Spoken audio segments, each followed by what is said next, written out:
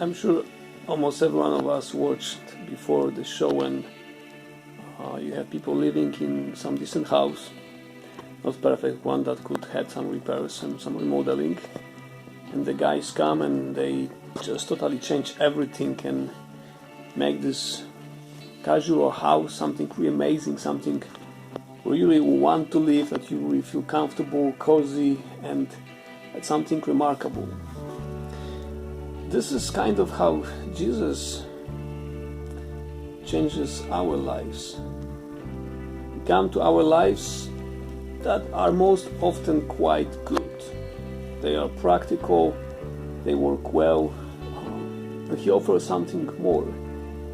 He doesn't just want us to live the bare minimum of happiness, the bare minimum of feeling good, of having good life. He comes and offers remodeling of whole house, making it totally different, having that same foundation, having us there, but making our lives much, much more better. This is what today's gospel is about. Jesus offers something much more, and truly it is He who can do that work. We don't really do a lot. Now we say that we struggle with sin a lot, we try to be better, it's really tough work, but it's really not, because really it's all God's grace who is working in us, and our part is to let it be working more and let Him transform us. So Jesus says today that the commandments say don't kill, and how often we can say, well, I'm a decent person, I don't murder anyone. He said no, this is not enough. If you want to be my disciple, you need to do something more. Don't call anyone stupid, or don't call anyone raka, means idiot. And it's not only about not calling people by names. No, in Jesus' time, calling somebody by name was really serious consequences, because it was depriving the person of good name, and good name was something very, very important in old days. Not like today, we easily destroy people and just daily basis how people do it in many ways. It's like, don't destroy anyone's good name. So I can say I'm good with not killing anyone, but how well I'm doing with not gossiping about others? How good I'm doing about not talking bad about others people? It's more challenging, but this is more the minimum. It's going step higher to be Jesus' disciple. And Jesus reminds people that the law says, you shall not commit adultery. But I say to you, says Jesus, that everyone who looks at woman with lust has already committed adultery with her in his heart. So basically we may say that most of us say, I am good man, I don't commit adultery. But minimum is often not fulfilled. How often we commit adultery in our hearts, looking men and women with lust. How often we watch bad shows, bad movies, bad TVs. And it just become part of life. Second, how often we don't really fight enough strong fight against those things in our lives. For those of us who struggle with pornography, no, we say I'm fighting, but did I really put everything aside? Did I really took a risk to lose some practicality in my life, to cut off some sources of evil in my life, to make my life safer? Most of them can say no.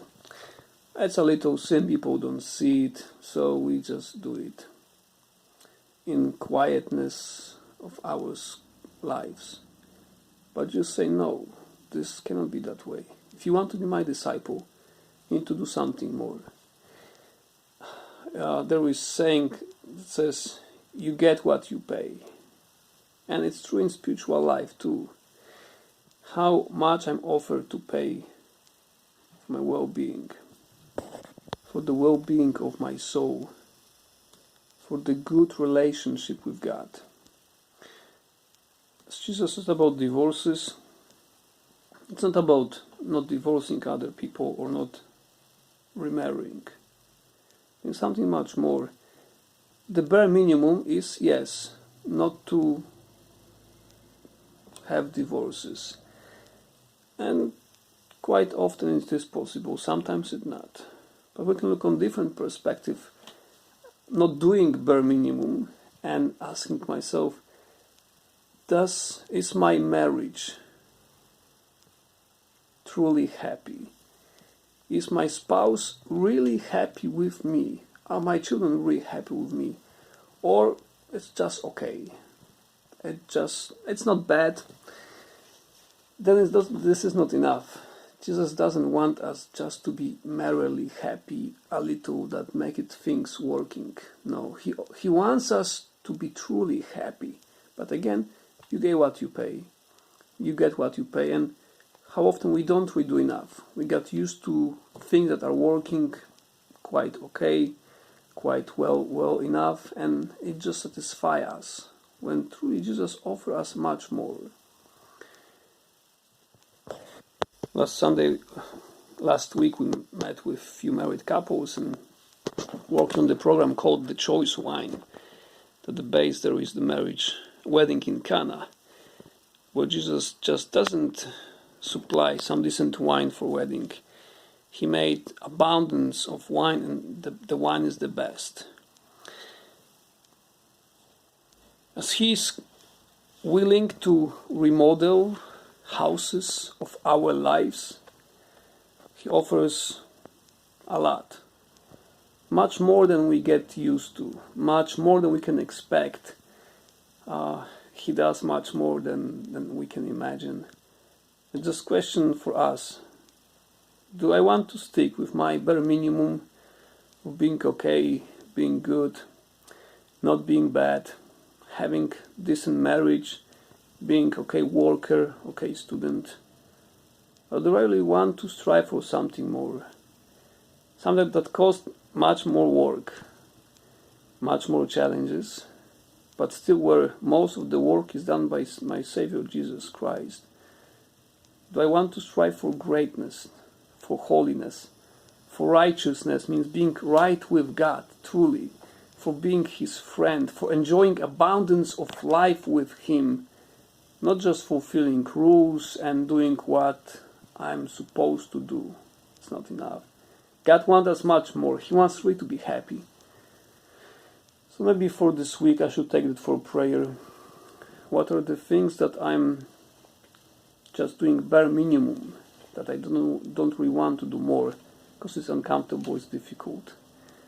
And as we are approaching Lent, maybe it's a good time to start praying for the strength to take some resolutions for Lent that will truly let me do something with God, that will help me change something, not for 40 days only, but for longer, that will help me come closer to Him, that will help me to let Him rebuild some walls in my life, of my house, do serious remodeling.